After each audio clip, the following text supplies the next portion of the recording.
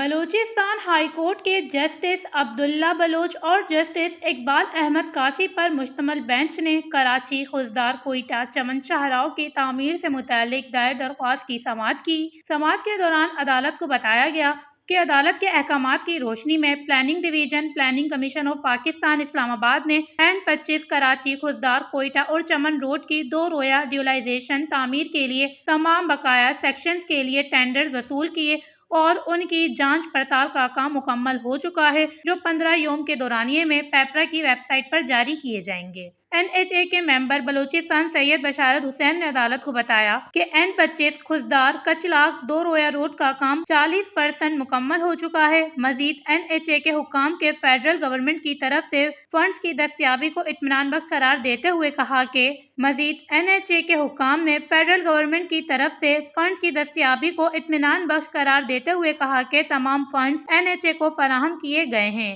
اس موقع پر معزز عدالت نے برہمی کا اظہار کرتے ہوئے کہا کہ وافر مقدار میں فنڈز کی فراہمی کے باوجود خضدار، کراچی اور کوئٹہ چمن روڈ کا کام سست روی کا شکار ہے۔ عدالت نے نمائندہ پلاننگ کمیشن آف پاکستان کو ہدایت کی کہ وہ تمام مطلوبہ فنڈز NHA کو فراہم کریں جیسا کہ بجٹ میں مختص کیا گیا ہے، اور اس کے بعد NHA پاکستان کو بھی ہدایت کی کہ وہ ترجیحی بنیادوں پر NHA بلوچستان کو مطلوبہ فنڈز جاری کرے تاکہ کام سست روی کا شکار نہ ہو۔ ایڈیشنل اٹارنی جنرل نے عدالت کو یقین دہانی کرائی کہ وہ حکومت پاکستان کے حکام بالا سے رابطہ کر کے کوئٹہ کراچی دو رویہ روڈ کی تکمیل کے حوالے سے بھی بات کریں گے تاکہ دو رویہ روڈ کی تعمیر جلد از جلد مکمل ہو سکے، اور عدالت کو یقین دہانی کرائی گئی کہ حب ندی کے پل بھی اسی ماہ میں مکمل کیا جائے گا اور ٹریفک کے لیے کھول دیا جائے گا، جو کہ حالیہ بارشوں کے باعث قدرے تعطیل کا شکار ہوا تھا۔ سماعت کے دوران پلاننگ ڈویژن اور NHA کی طرف سے N25 کے لیے اب تک جاری کردہ فنڈز کی تفصیلات بھی فراہم کی گئی۔